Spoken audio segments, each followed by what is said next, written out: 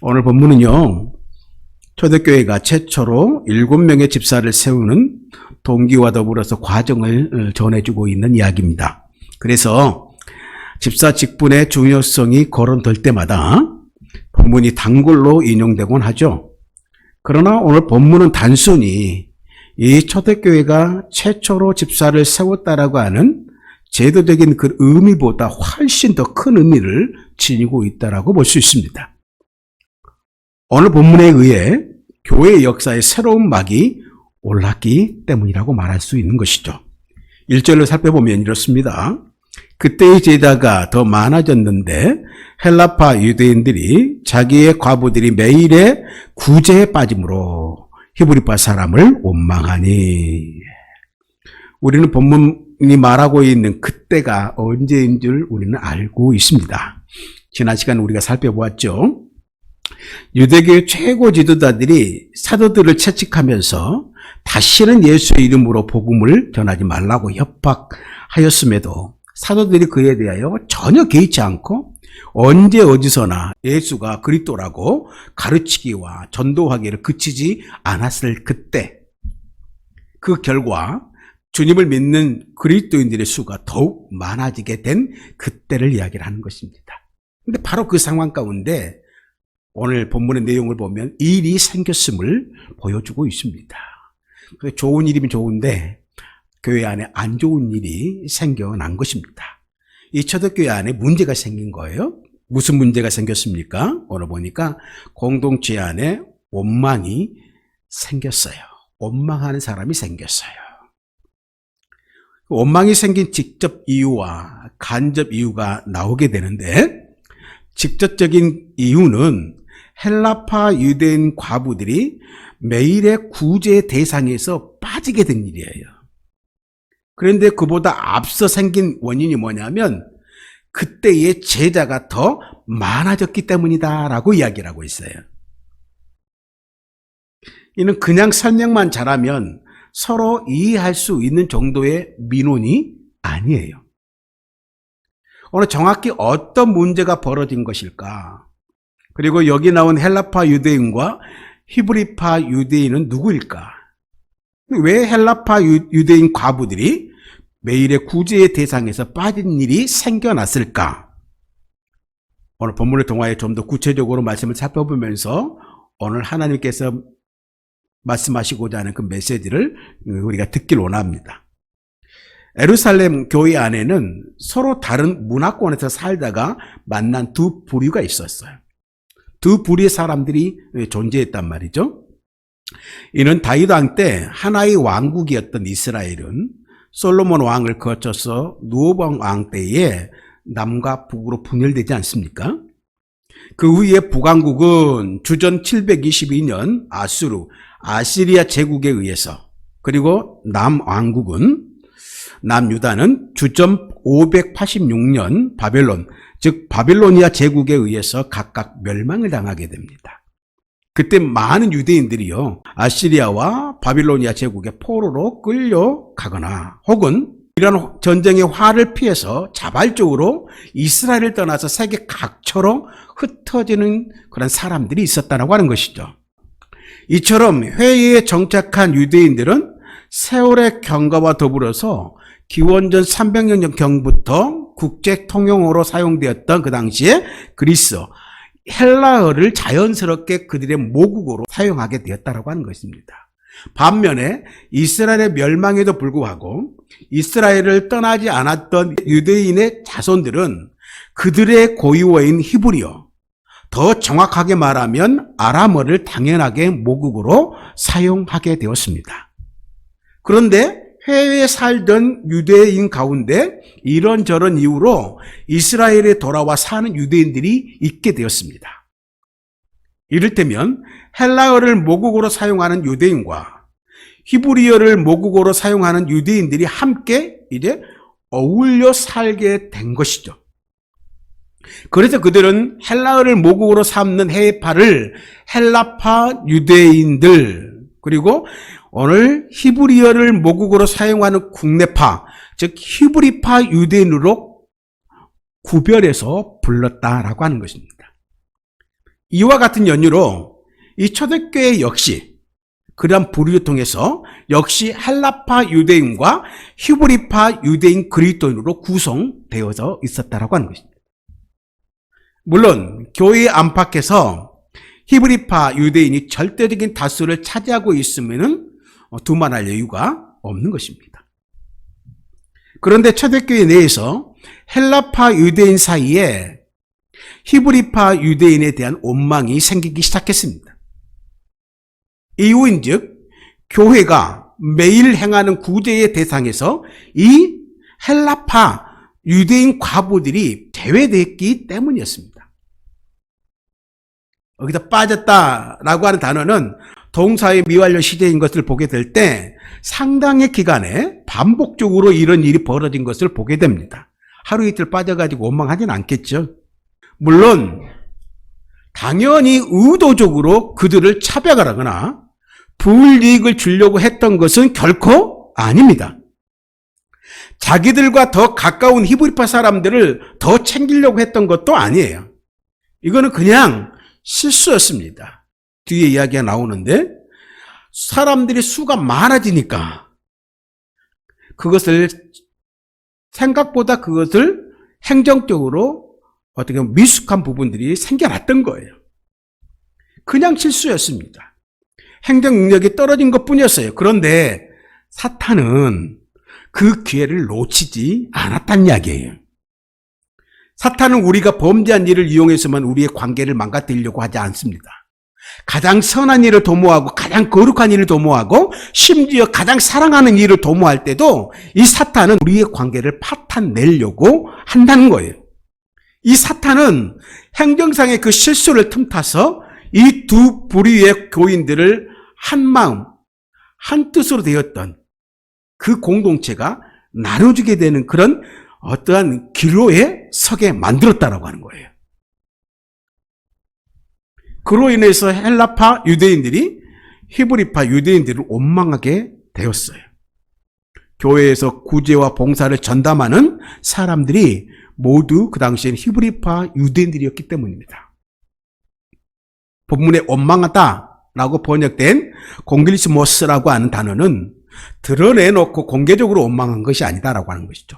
즉, 그 단어는 나지막하게 이야기하다라고 하는 뜻을 가지고 있는데요. 즉, 헬라파 유대인들은 히브리파의 일방적인 처사에 대해서 조용히 항의를 했다라고 하는 것입니다. 이런 민감한 상황 가운데 사도들의 역할은 어떻을까? 사도들은 어떻게 대처하고 있을까? 2절의 말씀인데요. 12사도가 모든 제자를 불러 이르되 우리가 하나님의 말씀을 제쳐놓고 접대를 일삼는 것이 마땅하지 아니하니. 아멘. 사도들은 둘 중에 누가 잘했고 누가 잘못했는지를 말하지 않습니다. 한쪽이 사탄에게 조종받아서 잘못을 하고 있다라고 말하지 않아요. 실제로 구제를 집행했던 이들을 문책하지도 않습니다. 사도들은 이 공동체 지도자들로서 자신들에 대해서 먼저 성찰하는 것을 보게 됩니다. 그리고 그 모든 책임을 자신들에게 돌리고 있다라고 하는 것입니다. 뭐라고 이야기합니까? 12사도가 모든 제자들을 불러 이르되 우리가 하나님의 말씀을 제쳐놓고 이 접대하는 일을 일삼는 것이 마땅하지 않다. 즉 우리가 말씀을 제쳐놓고 이런 일들을 한 것이 그 원인이다 라고 자신들을 성찰하면서 그 잘못을, 그 책임을 자신들에게 돌리고 있다라고 하는 거예요. 사도들은 교회가 커지면서 자신들이 하나님과 사람보다는 사역 중심으로 사고하고 교회를 운영했다라고 하는 사실을 인정하는 것이에요. 그런데 그들이 헬라파 유대인들이 구제에서 빠지는 일이 벌어진 가장 결정적인 이유가 행정의 그 역량의 부족 때문이라고 진단하지 않습니다. 자신들이 하나님의 말씀을 선포하고 가르치는 사명에 제쳐두고 소홀히 하였고 하나님께 기도하여 공동체의 모든 일들을 주께 의탁하는 일을 잘하지 못한 것이 이번 사태를 초래한 가장 결정적인 이유라고 오늘 사도들은, 리더십들은 분석하고 그들에게 이야기를 하고 있습니다. 이 사도들은 자신들이 말씀을 제쳐둔 채로 이 접대하는 일에만, 그들을 구제하는 일에만, 사람들을 돌보는 일에만 너무 몰두했다는 사실을 인정합니다. 그렇게 문제를 진단하고 나서 이제 대안을 제시하기 시작한 것이죠. 3절과 4절입니다. 형제들아, 너희 가운데서 성령과 지혜가 충만하여 칭찬받는 사람 7을 택하라. 우리가 이 일을 그들에게 맡기고 우리는 오로지 기도하는 일과 말씀 사역에 힘쓰리라 하니. 사도들은 자신들은 기도와 말씀을 증거하는 일에만 전념하기로 하고 구제와 봉사를 전담할 7사람을 7명의 집사를 따로 세우기로 하게 됩니다. 그리고 자신들이 집사를 임명하는 대신에 이 교인들로 하여금 직접 선출케 합니다. 사도들이 그렇게 한 이유는 뭐냐면 자신들이 특정 부류나 특정 개인에게 편향되는 잘못을 다시는 범치 않기 위함이었을 것입니다. 그의 결과가 5절과 6절에 이렇게 이야기를 합니다. 온 무리가 이 말을 기뻐하여 믿음과 성령이 충만한 사람 스데반과 또 빌립과 브로고로와 니가노르와 디몬과 바메나와 유대교에 입교했던 안디옥 사람 니골라를 택하여 사도들 앞에서 세우니 사도들이 기도하고 그들에게 안수하니라. 아멘. 교인들은 사도들의 제의를 받아들여서 기쁜 마음으로 이 스데반을 비롯한 7명의 집사를 선출하였고요. 사도들은 그들에게 안수함으로써 구조와 봉사의 직무를 감당케 하는 모습을 보게 됩니다. 이렇게 회중을 통해서 일꾼을 세우고 사도들이 말씀과 기도에 전무하고 효과적으로 매일의 구제가 잘 시행됐을 때에 갈등으로 흔들렸던 이 예루살렘 교회가 든든히 서가져가는 모습을 보게 됩니다. 그리고 새로운 전환점, 새로운 변화를 보이고 있는 모습을 보게 되죠. 7절입니다. 하나님의 말씀이 점점 왕성하여 예루살렘에 있는 제자의 수가 더 심히 많아지고 허다한 제사장의 무리도 이 도에 복종하느니라. 아멘. 첫 번째 변화가 뭐냐면 하나님의 말씀이 점점 왕성해졌다라고 그랬어요. 놀라운 일이죠. 사람들이 늘어났다는 말보다 먼저 하나님의 말씀이 점점 왕성해졌다라고 하는 표현을 사용하고 있는 것이죠. 거기는 의미가 있겠죠. 사도들이 잠시 구제하는 일에 빠드니라 말씀의 소홀히 여겼을 때에는 영적인 위기가 찾아왔는데요. 이제 사도들이 하나님의 말씀과 기도 가운데 전무할 때 이 교회 공동체도 제자들을 찾기 시작했다는 이야기입니다. 사람들의 말이 잦아들고 하나님의 말씀이 권위가 세워지기 시작했다라고 하는 것이죠. 말씀이 왕성했다라고 하는 말은 설교가 길어졌다는 말도 아니고 성경 공부 모임이 많아졌다는 말도 아닙니다. 이 말은 말씀의 영향력이 커졌다라고 하는 것이죠. 말씀의 능력이 나타나기 시작했다라고 하는 거예요. 성도들이 말씀을 대하는 태도가 달라졌다라고 하는 거예요. 사도들의 말씀에 더 강력한 성령의 역사가 나타났다라고 하는 것입니다. 그 성령의 역사가 나타나는 그것이 뭐냐면 오늘 두 번째, 제자의 수가 더 심히 많아졌다라고 했습니다. 말씀이 점점 왕성해진 결과 사람들이 많아진 것이 아니라 제자의 수가 많아졌다 이렇게 표현하고 있어요. 단순한 증가가 아니라 급격한 증가를 보였는데 더 고무적인 것은 뭐냐면 교인의 수만 늘어난 것이 아니라 제자의 수가 늘어났다라고 하는 거예요. 허다한 무리가 아니라 허다한 제자가 생겼어요. 말씀을 통한 제자의 증가. 이것이 참된 부흥이라고 믿습니다. 이러한 참된 부흥이 오늘 예루살렘 가운데 큰 위기를 겪고 난 다음에 찾아오게 됐다라고 하는 것입니다. 그리고 그와 같게 더불어서 이 도에 복종하는 세력이 생겼다라고 하는 것입니다. 그 복종하는 세력이 어떤 세력이냐면 허다한 제사장의 무리, 이 복음 가운데 복종했다, 믿게 되었다라고 하는 것입니다. 이제까지 볼 수 없었던 경이로운 일이 생긴 거예요. 다시 말해서 한두 명의 제사장이 아니라 제사장들이 집단적으로 주님을 영접한 거예요. 집단적으로 복음을 받아들인 거예요. 에레미야스라고 하는 학자에 의하면 당시 이스라엘에는 무려 8,000명에 달하는 제사장들이 살고 있었다고 합니다. 근데 그들 중 허다한 무리가 그리스도인이 된 것이에요. 이는 상상할 수도 없는 일이 일어난 것입니다. 이게 어떤 것입니까? 하나님의 말씀이 흥황할 때 나타난 부흥의 효과였다라고 하는 것입니다. 말씀을 맺겠습니다. 가장 경건하고 거룩한 공동체였던 교회가 가장 아름다운 나눔의 사역을 하는 바로 그곳에서도 사탄은 가장 능숙하고 강교하게 역사하여서 공동체를 두 동강이 낼 뻔했던 것이죠. 아무도 하나님 앞에서 죄 짓는 편이 없었는데 서로 원망하고 공동체를 분열시키는 가장 큰 죄를 지을 뻔했다라고 하는 거예요. 헬라파 유대인들, 헬라파 그리스도인들, 낯선 타향에서, 그들에게 있어서는 낯선 타향이죠, 예루살렘이. 구제에 의지하여 간신히 연명하는 헬라파 유대인들이 구제 명단에서 자주 빠진 일이 벌어진 것은 엄연한 사실입니다. 팩트죠.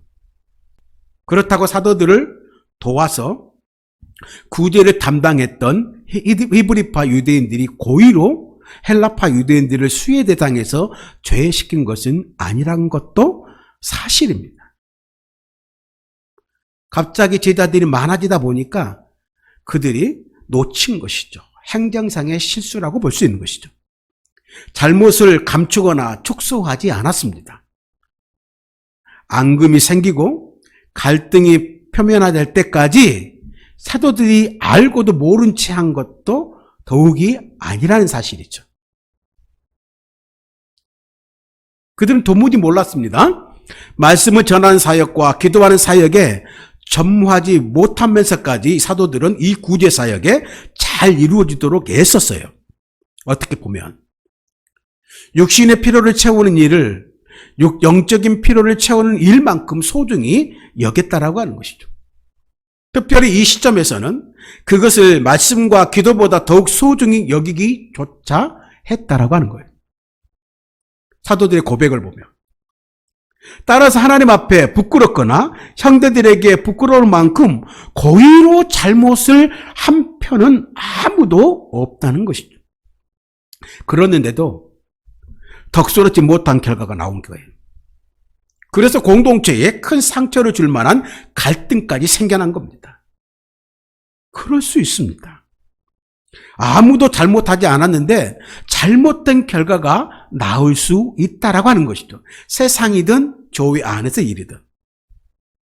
우리 최선을 다해서 했다라고 하지만 그 결과가 우리의 의도한 바가 아닌 교회의 분열, 교회의 상처로 남는 경우가 분명히 있다라고 하는 것이죠. 한 교회가 세워지고 건강하게 자라고 거룩과 사랑이 그 교회의 전체적인 문화로 자리 잡기까지 부득이하게 이런 과정이 혹시라도 필요할 경우도 있다라고 하는 사실을 오늘 우리가 보게 됩니다. 각자가 자기 자신을 하나님 앞에서 돌아보고 지체들을 입장해서 역지사지의 태도로 성찬하는 것이 정말 체화된 공동체만이 시시각각 우리를 넘어뜨리려고 하고 있는 이 배후의 세력, 그 우는 사자같이 노리는 사탄의 공격으로부터 오늘 자신과 교회 공동체를 지켜나갈 수 있다는 것을 분명히 우리가 기억해야만 한 것이죠. 이러한 위험은 언제든 누구에게나 어떤 공동체이든지 찾아올 수 있는 그런 위기라고 하는 것입니다. 이런 공동체의 위기에 대처하는 오늘 사도들의 모습 가운데서 진정 오늘 우리는 교회는 두고두고 남을 만한 교훈과 지혜를 얻게 되었습니다. 중요한 것은 사태를 수습하는 방식이 아니라 오늘 사도들은 그들의 우선순위, 그들의 사역의 본질을 다시 회복하는 것이었습니다. 교회가 교회의 본질을 다시 회복하듯이 해결 방법만큼이나 해결의 순서가 중요하다라고 하는 것입니다. 사도들이 먼저 갈등 당사자들에게 책임을 묻지 아니하고 사도 자신들의 책임을 인정하는,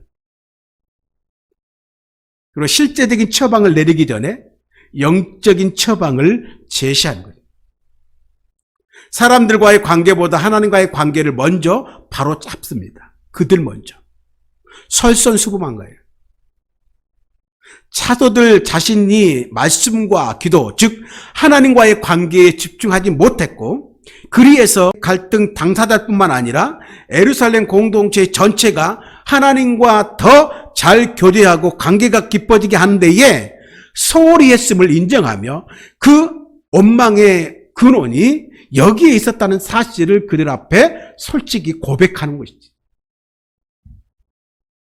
만약 사도들이 말씀과 기도 사역에 더 충실했다라고 한다면 행정상 실수가 큰 갈등으로 비화되지 않도록 성도들이 스스로 해석하고 마음을 다스릴 수 있게 해주어야 했는데, 그렇게 하지 못한 것에 대해서 자신들의 책임을 통감하면서 그들 앞에 고백하고 있었습니다. 만약 사도들이 갈등하는 두 편 가운데 한쪽 편을 들였다고 한다면 즉시 반발을 불러왔을 것입니다. 하지만 사도들이 자신들의 책임을 먼저 거론하면서 하나님과의 관계를 점검해보자라고 이야기했을 때, 이 일을 제기한 헬라파 유대인들이나 항의를 받은 히브리파 유대인들 모두가 다 서로를 향한 마음의 손가락을 자신을 향하게 되었다라고 하는 것입니다. 자기 스스로를 다시 한번 돌아보는 기회가 됐다라고 하는 것입니다. 사도들은 구제 사역이 원활하게 진행되지 못한 실제적인 문제에 대해서도 눈 감지 않았습니다. 하나님과의 관계만 바로잡히면 모든 게 다 잘 될 거라는 여긴 그 순전한 믿음, 순전한 사람들이 아니었다라고 하는 것이죠. 그렇다고 더 숙련된 조직력과 신행 능력만 갖추면 이 일이 해결될 것이라고도 여기지 않았어요. 그들은 구제 사역을 전담할 7 일꾼들을 세우기로 합니다. 사도들은 그들의 자격 요건을 제시하면서 영적인 능력과 실제적인 능력을 모두 요구했어요. 특이하게도 이 기준에 따라 자신들이 세우지 않고 공동체에 이임했습니다. 어쩌면 전담할 일꾼을 세우는 과정에서 이 공동체가 좀 더 성숙하게 이 갈등을 다루길 원했을 것이라는 것이죠. 여러분, 주님께서 오늘 우리의 연약함을 드러내실 때에 바깥에서 책임 소재를 찾기 전에 먼저 내 안에 하나님의 말씀이 어떻게 역사하고 있는지를 우리가 세밀하게 살필 필요가 있다라고 하는 것입니다. 오늘 우리의 기도 생활에 대해서 점검할 수 있는 좋은 기회가 되어진다는 사실을 기억하기를 원합니다. 말씀이 풍성하고요, 기도의 불이 활활 타오를 때 우리는 가장 인간다운 인간이 되고 가장 풍성한 주님으로부터의 생명력을 발휘하면서 어느 우리의 인생을 만끽할 수 있고 사랑하는 가족과 이웃들을 살리는 생명의 사람이 될 수 있다라고 하는 것입니다. 그런 끈끈하고 돈독한 연대감을 갖고 세상의 어려움을 격파하는 교회가 되어줄 수 있다라고 하는 것입니다. 사도들의 이러한 행위를 통해서 교회가 더욱더 한마음, 한뜻으로 하나됨을 지킬 수 있었던 것처럼 성령의 하나됨을 정말 끈끈하게 돈독한 연대감으로 공동체를 이끌어 갔듯이 사탄의 음모를 불꽃 같은 눈으로 적발하고 분쇄하면서 인간의 교만과 탐욕, 착각과 기만의 유혹을 넘어서서 오늘 이들처럼 사랑과 자비가 넘실거리는 정말 성령의 공동체를 만들어가는 그런 아름다운 제2의 예루살렘 교회가 되어지길 주님의 이름으로 축복합니다. 그래서 오늘 우리를 통해서 참된 교회를 통해서 도저히 살아날 것 같지 않은 사람들이 살아나고 회복될 것 같지 않는 가정이 회복되며 무너질 것 같지 않는 우상들이 무너지는 생명의 역사가 일어나는 우리 가정, 우리 공동체가 되어지기 주님의 이름으로 축복합니다. 그런 성령의 역사가 일어나는 참된 교회, 말씀과 기도의 역사가 풍성한 하나님의 교회, 그런 교회 공동체가 되어지기를 우리 간절히 축복합니다. 이 사도들의 행함, 이 사도들의 모습을 다시 한번 우리가 본받아서 어떤 일에 있었든지 우리 자신을 돌아보며 먼저 하나님에 대한 우리의 우선순위를 바로 세우고 나가는 복된 성도들 꼭 되시길 주님의 이름으로 축복합니다. 여러분의 가정에 하나님에 대한 우선순위가, 영적인 우선순위가 세워지는 복된 하나님의 사람들, 말씀과 기도로 세워지는 가정 공동체가 되어지길 주님의 이름으로 축복합니다.